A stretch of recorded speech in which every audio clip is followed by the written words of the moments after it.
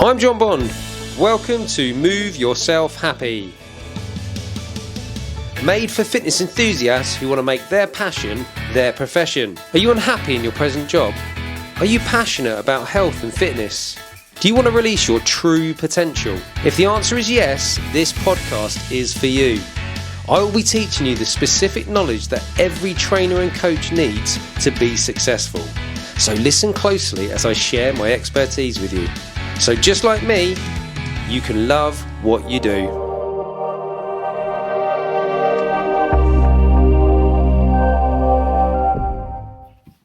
Aaron, cheers for coming on today's show. Nice to have you here.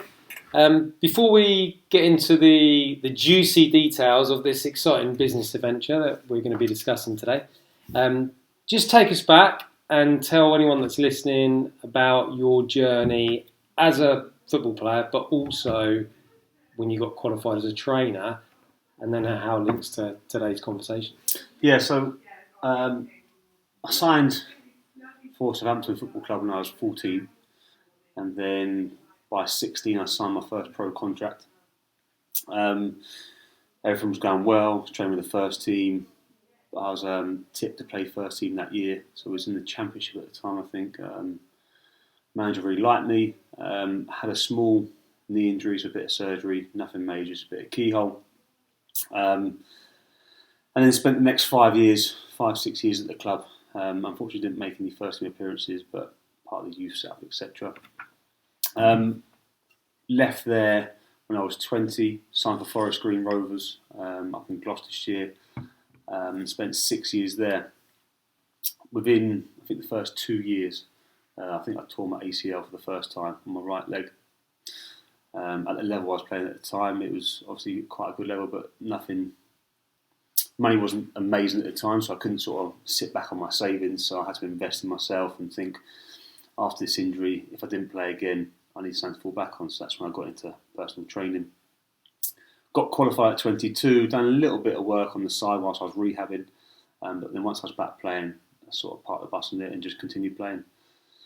Seems like the obvious choice, doesn't it? If you're a sporty, active individual, earning money from doing that, it's almost like the next best thing, really, isn't it? It was, since I started training when I was 16, so when I first went to Southampton, we went there full time. We were training in the gym probably every day or every other day. And ever since then, I had an interest in it. Always quizzing the strength and conditioning coaches, why are we doing this, why are we doing that, how can I be better, and all that stuff. So I think from the get-go, always had an interest in it, and I think that's what led me to going to do the course at 22. But yeah, so then after I got qualified, sort of got back playing, and then done my ACL for a second time on the same knee around 26 years old, I think, or 25, 26. That was a long process because it was the second time doing it on the same leg, so that was about a 16, 17 month recovery process. So during that time I've done a lot of football coaching, and then I had the ambition to get back into the full-time football, but I also wanted to move back home and sort of get settled down here, sort of getting to that sort of age. So it was slim pickings locally for a team at the level where I was playing. So I tried to get, I went to Dagenham and Redbridge, I think, up in London. That was about as far as I wanted to go in terms of full-time football. Didn't quite get accepted there. So in the end, I chose to come down, play for Worthing part-time, and pick up a job, personal training on the side. So that was around 27, 28. SBC? That was SBC, yeah, just down the road. So started working there. Which is very much, my understanding of that place there, it's very much a sort of functional, athletic, performance type gym, isn't it? It's not aesthetic gym, it's about improving function and performance, am I right? Yeah, that's exactly what it is. It's basically just to improve anyone's performance in everyday life and or sports. So you could have, we used to have a lot of elderly clients there who just wanted to feel better and train, lift some weights, be stronger, just to help their everyday life, whether it's to play with their grandkids or to move things around the house without being in pain. So we'd have a right variety of people there, which is actually really good. Coming at the sporting industry or the football industry, my first thought was I want to train with athletes. And then when I got working there, it's actually quite interesting to work with people who weren't training towards their athletic goals, but like hearing their stories about wanting to be stronger and feel more mobile to play around with their grandkids and or do stuff around the house. So it's quite interesting. It's a bit of a learning curve. I like because I always some of the aspects of what they do down there are quite similar to CrossFit, aren't they, with the way they do things. Yeah, the good aspects of it, and I always like the CrossFit tagline, isn't it? Unleash your inner athlete. Yeah, and that idea that we're all potential athletes.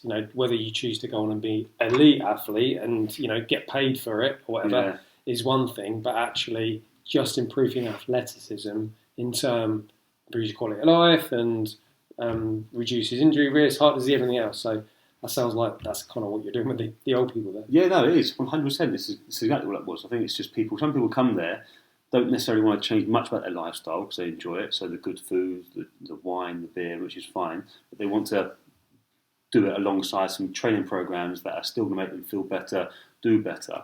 So it's not like you say. It's not everyone wants to be an athlete, but you can train like one for the health benefits.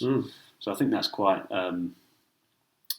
not a motto over there, but I think you have a lot of people there that understand that process and that's what they choose to do. Yeah, no, they've always come across well from that point of view for sure, because they look like that sort of training company that is applying the science rather than just what you read in slag off Men's Fitness, but like it's not just go based off an article in Men's Fitness or it's the guys over there are generally very, very knowledgeable in what they do, and they don't get carried away with the fads and sort of the gimmicks, and they understand that not everyone wants to come in and have a six pack and be as fit as possible. And like I said, train like an athlete. Some people generally just want to come in because they know exercise makes them feel better.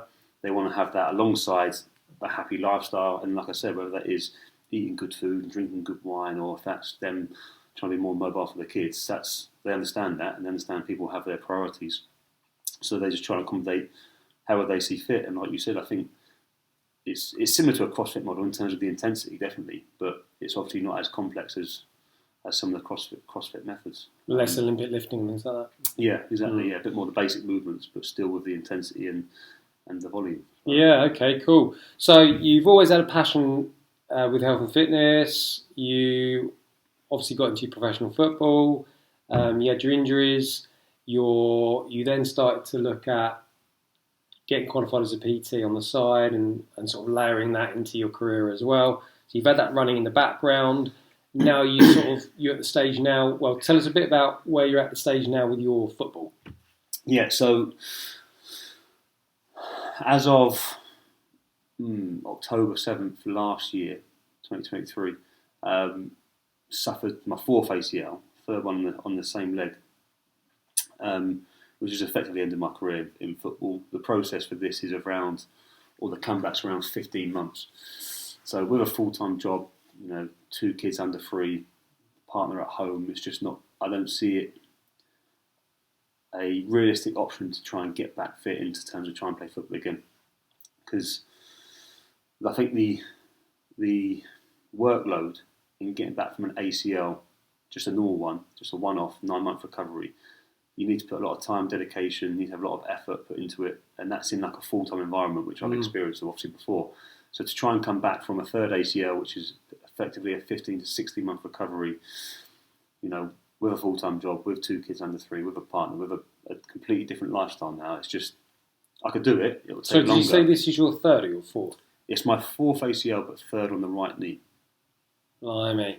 So, okay, right. So is that typical for? Is for... Do you meet many other... I don't think that's quite common. No. I think I've only ever met one person who's done 2 on either leg.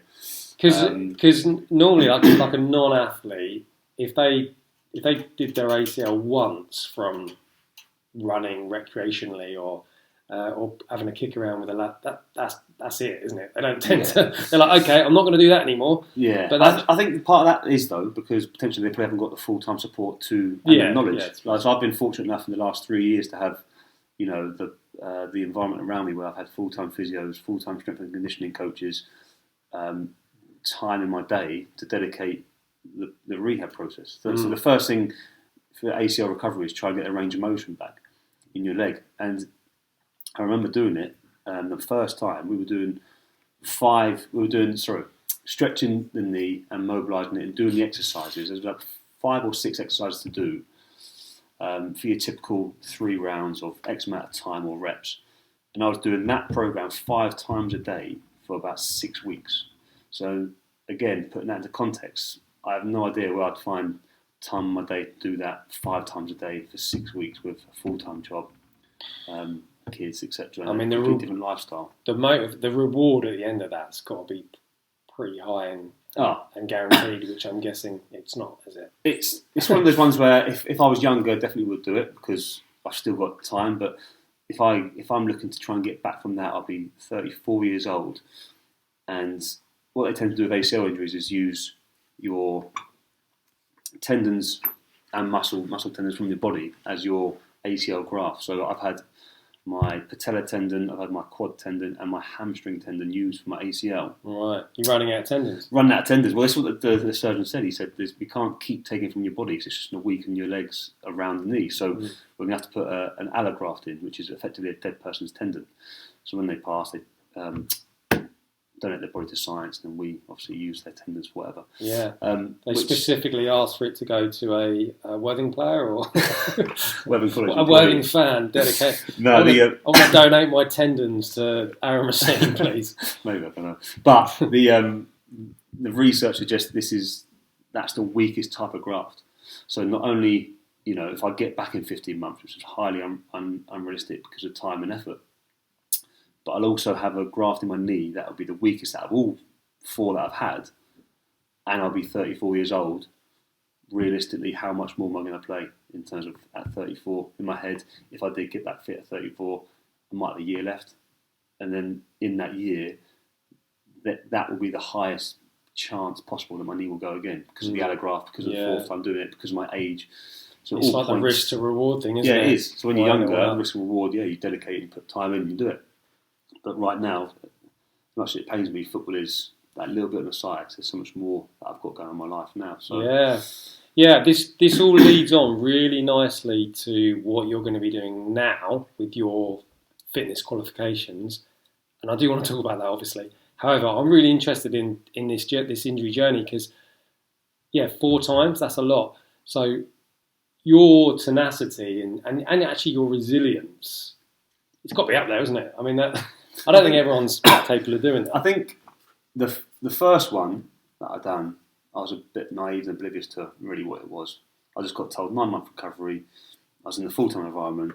It just meant to me that I'd be injured for 9 months, but I'd get back fit and I'd play.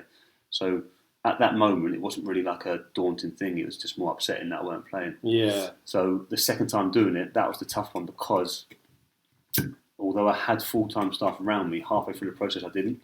So when I first done it, I did. But then my contract ran out at Forest Green, so I had no support for some of that process or for some of the rehab, and that was the hardest part of my recovery because I had no job, I had nothing to do. All I had was time to work on it, but then I also had time to just overthink about everything. And I remember going to the gym some days and thinking, I can't be asked for this, can't be bothered. And this is my career. I'm trying to get back to earning a living. And it was some of the darkest times in terms of how I was feeling because I had no motivation, I had no football club to go to, I had, questions in your head, are you even going to come back and play? During that process as well, because it was a long one, that was a 16-month layoff, I actually had to go back to my surgeon a couple of times because I had some little niggles in there. So all these things that are playing in your mind and sort of putting the barriers up thinking you're not going to get back. So that was probably my toughest one in terms of mentally. And then done my third one. Had a bit more support around me, a bit more know-how, and that was a short one. That was only 9 months. So again, doing a 16-month stint, then going back to 9 months, you think, it's not too bad. I'm guessing. So obviously, I'm praising your tenacity and resilience for it, for sure. But I imagine your family and girlfriends at the time, and they probably need a bit of praise for tolerating you as a lot. No. Well, do you know what? My first, up until this one. I've been single for my other 3, so in terms of like girlfriend, no support there. And in terms of like family and friends, but I sort of lived on my own, so I didn't really. Right. I wasn't going home to an environment where if I was feeling down, someone could notice it and say, "Come on, you can do it" or whatever. I think that's probably why during that second one was actually quite tough because of that reason where I didn't have actually any support around me. I was living on my own. Yeah. I had no job. I had no real purpose apart from trying to get fit. During my third one, that's when I was at Worthing Football Club. And then back in that sort of environment where I had a bit more support and a bit more team morale to get you through it, etc. So yeah. Yeah, the only reason I say that is because I know what a pain in the arse I am to my wife if I don't exercise. I mean, she's literally like, I'll be pacing up and down the house and I'm not even aware I'm doing it. And she's like, honey, do you need to go for a run or something? Like, go and work out, whatever. Like, you're getting on my nerves, So she'll like send me off. I'm like, yeah, you're right. I'm going to go do some exercise. So if I had a significant time period of not exercising, that would definitely impact my mental health, and I would have to work out a way to manage that. Yeah. I would be a massive pain in the arse to anyone that lived with me, I should imagine.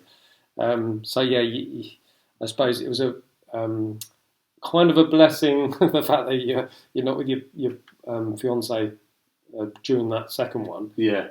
For her, but not so much for you, because you would have liked some. Yeah. You would have liked some support, I expect. To be fair, this one's been tough because having, especially early on after doing the injury, having the injury done, being very immobile for about 3 or 4 weeks at home with a newborn, with a child that's 2 years old, and then my partner who's recovering from birth, and then potentially going back to work soon. In that aspect, she's been like really supportive, and even now to the point where, before my last 2 operations, the surgeons and my physio have always said, get as strong as you can before you go back into the surgery. So now I'm in the gym training, trying to get my leg as strong as possible before I have the operation, so the process after is a little bit easier. So in terms of support for this final one, it's actually been really good because she does allow me to gives me time to go to the gym, go and train, looks after 2 kids. So as much as it's impacted me, it's actually probably had a big impact on her, especially early on. And probably once I have the operation again, it'll probably hit hard. Yeah, she sounds like a keeper. Yeah, I guess that's why you're marrying her. Yeah. Well, I've actually never met her. What's her name? Tilly. Oh yeah, Tilly. I haven't say Tilly. Tilly. Right. Brilliant. Right. Okay. So let's not labour that much more. Although I am still, I do find all that very interesting. When I was at uni, we did one module across 3 years on sports injuries. That's it. Yeah. And at the time, I was sat next to my mate Chris Hendy, he's been on the podcast, and he played ice hockey and roller hockey for Great Britain, and he was strapped up with ACL, and she basically was talking about how the statistics for recovery from those sort of injuries they're not good. Yeah. When you look at them, and often that's it, sort of career enders for people. And she's talking about this, and I'm sat next to him just looking at him. I can see his face just dropping. And I mean, I think he did come back from it, and he still plays sort of recreation now, and he's still good and stuff. But I don't think everyone's got it in them, have they, to overcome that? But then to play sport at the level you played, you wouldn't have got to that level if you didn't have the certain qualities you need to be able to overcome that, I suppose. Yeah, I think so. I think I've always had quite a good work ethic in terms of. I think it's like I don't want to be shit at anything. I don't want to be the worst. So I don't think it's necessarily been. My mentality's never been sort of want to be the best. I just don't want to be the worst. And I think that's taken me to being like, in terms of like the fitness training, in terms of football when we done pre-season, always top 3, as I got older. Might go top 5 now. Yeah. But I've always been up there because I've always had the mentality where I just don't want to be shit. I hate being shit at things. I hate being the worst. I hate not knowing things. So I think like a personality trait of mine, I think it's helped me get through it, where that's the process. I'm going to come back and I'll come back fit. When I come back fit, I'm not going to be that player who's injured and can't move properly, although I am quite stiff when I play. But I'm going to be that player who comes back fit and comes back better than what they were. I suppose that's also led me into a passion of fitness training, because I learned so much on the process on how to get strong, especially for knee rehab and post recovery after ACL. So part of it was, like you said there, the increased chance of getting injured again is quite high. And I think there are stats out there, and someone did tell me when I was younger, but I've forgotten them. But obviously, you reduce that if you can keep your legs strong. When I first done it, my manager done it. My manager at the time, when I first done it, he done his ACL when he was younger, but at that time it was a career-ending injury. But he said to me, "You'll come back stronger." And at the time, I didn't really understand that. It was a cliche thing you say to try and cheer someone up. But now I actually understand you come back stronger, because when you do that, you have to be stronger than what you were before to help prevent it happening again. Yeah. Obviously, in my case, I wasn't strong enough. It happened 4 times. But the whole process behind it was right. So I take that on board. The whole training it's just about getting strong. Yeah. And I think that also led me into sort of the passion and enjoying the PT and the training. Yeah. side. I mean, certainly for the non-athlete, they often say that when someone gets injured, it's because they were weak, and it sounds like a horrible thing to say to someone. It's because you're weak, you know. Yeah. But essentially, that is, you know, if you pull a tendon, a ligament, a muscle, it was weak, and the way to avoid that happening again is to strengthen that. So it does make sense. It's a big thing in the endurance industry, the endurance community. Sorry, where they love their running, they love getting out there and clocking up their mileage and their volume, but they're not so keen to get in the gym and doing the strength work. And that's the stuff that's going to increase the longevity of their career and prevent, you know, obviously increase their power output and everything else. But essentially, one of the most important things for them is that injury prevention. And that's with any sport. And contact sports, blimey. I mean, with one of the sort of buzzwords they often use in the strength conditioning world, I don't know if you heard of it, but instead of saying, you know, building strength or whatever, they often call it armour building for contact sports. Yeah. Because if you're going to collide with someone and make contact, if you've got some muscle mass with some thick, robust tendons and ligaments, they're less likely to damage. So you're not going in the gym to build muscle to show off to everybody. You're building armour. Yeah, to protect yourself from your sport. Yeah, definitely. Okay, so you obviously told us about this sort of mental journey that you're going through at the moment, and your kind of crossroads with, do you go down the recovery for a 4th time and try and keep going with your football career, or do you retire and then use what you've learned and sort of channel that into something else? So do you want to tell us what you decided on that? Yeah, no, so obviously, chose to retire from football. It just wasn't viable, all the sort of signs and the avenue sort of point towards it. So my next venture now is to take sort of what the passion I have within obviously football, but also the fitness industry, and start some youth gym training, so some youth strength classes. Something that I have done before for the past, you know, three-ish years when I was working at SBC, before I stopped to come work here. But yeah, just something that, you know, I hear now that, you know, kids are allowed in the gym at 13 years old, which I think is great. I think that's a real bold move from a lot of gyms. But then obviously, you know, you hope they're guiding them in the right way and helping them do the right thing, which I've heard isn't necessarily the case. So I'm going to start up this new business, which will be sole focus on just building strength for sort of teenagers, so from 13 upwards up until 16. Which would be a bit of a hybrid model. So it'll be an opportunity to work in the gym with myself once a week, working on some basics, but also, you know, working on strength as well. And then also that's like a hybrid version where they can do some workouts from home and or at their gym through an app, which I have, which they can sign up to. So it'd be literally just teaching them the basics and then allowing them to then progress from the basics and then get stronger. Yeah, because we've been talking about this a lot recently, haven't we? About because there's so many directions you can go with it. You know, you can get super complicated and specific and detailed, but actually, we both agreed, didn't we? At that level, you want it to be basic movement patterns that are going to give them the most. It's an overused expression in the fitness world, but the most bang for your buck. Yeah. So if they're going to be in that gym, what they're doing is going to be, you know, giving them the tools they need to then progress to that next level. But you can't jump to that next level. You've got to build the foundation first, and that's what.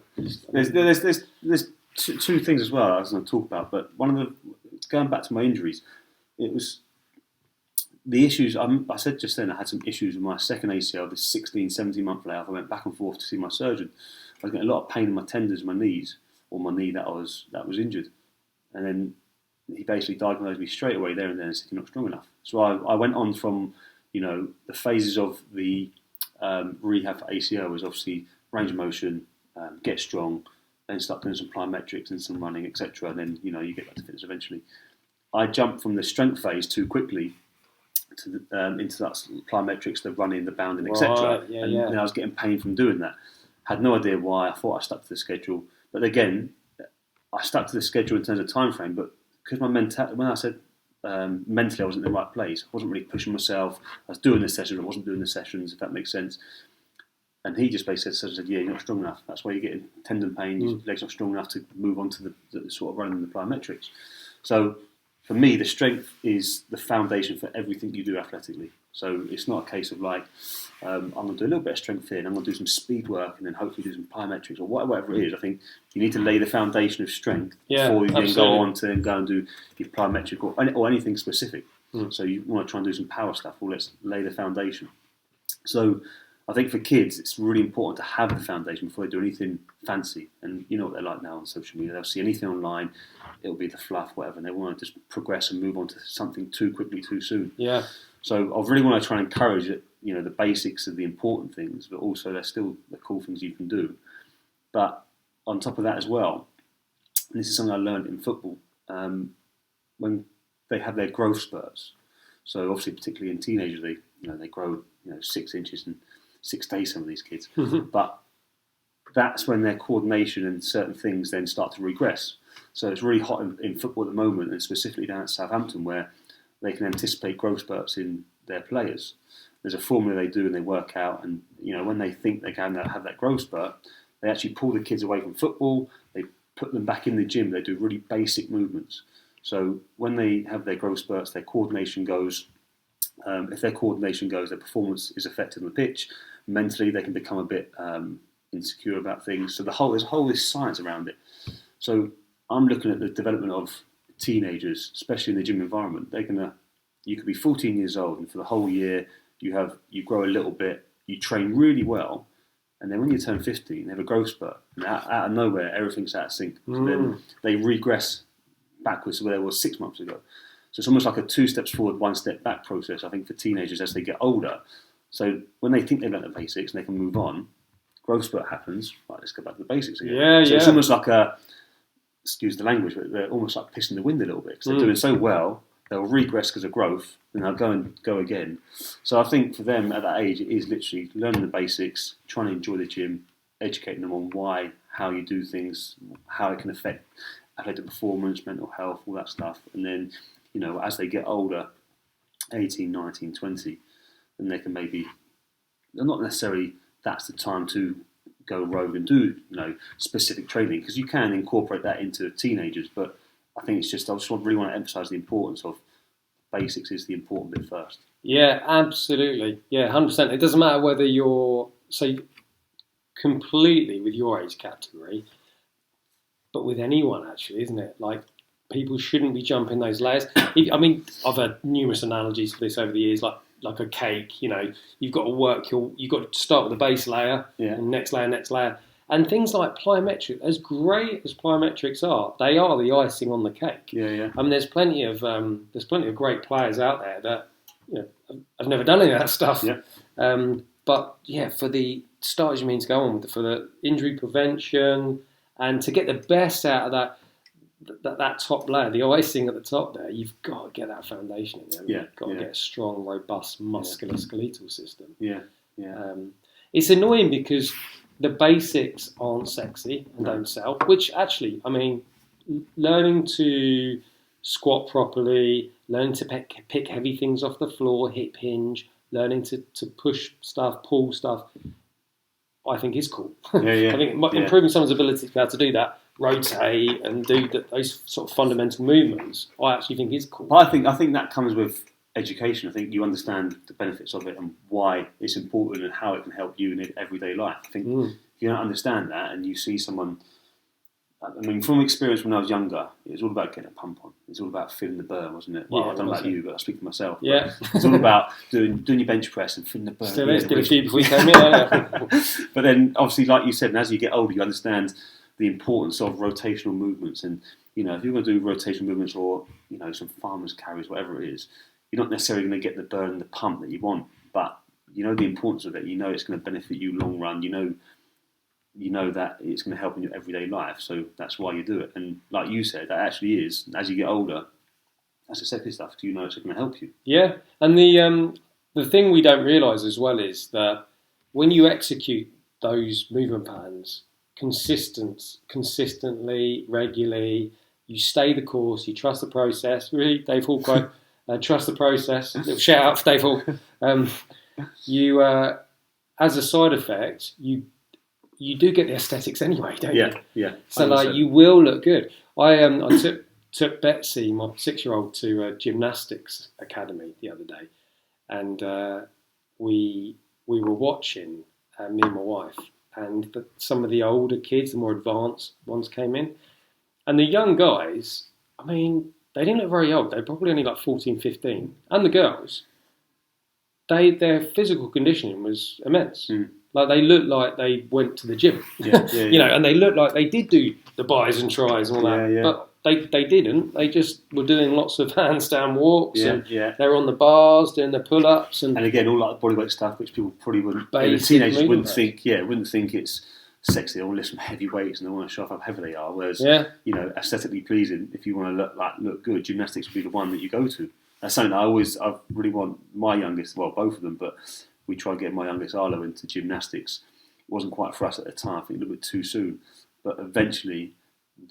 For me, that's the foundation, actually, before you even get in the gym and do strength training. Yeah, bodyweight stuff. I think if you can learn to do what they do with their body weight, then that's the foundation to jump on to then strength training and then go from there. So, yeah, that's hopefully, if he likes it, that's the plan to try and get. Yeah, no, it sounds like a great idea. I mean, I was watching it thinking, is it too late for me?